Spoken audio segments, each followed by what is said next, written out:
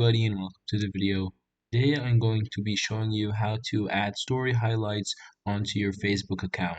So first thing, let's go into our story. As you can see, there's a star icon on the upper right.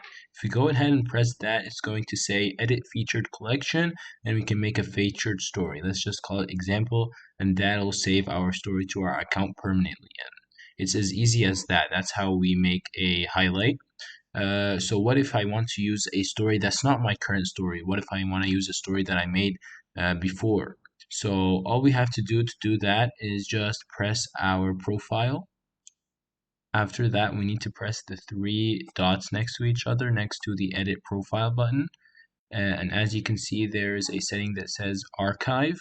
And in there, you can see all the stories you made. So just press story archive and that'll take you to your story archive. In here, you can see all the previous stories you made. I don't have any, but if you made any stories other than the example one, you can see that you can see them in your story archive. So that's basically it for the video, guys. I hope you found it useful, and I'll see you in the next one.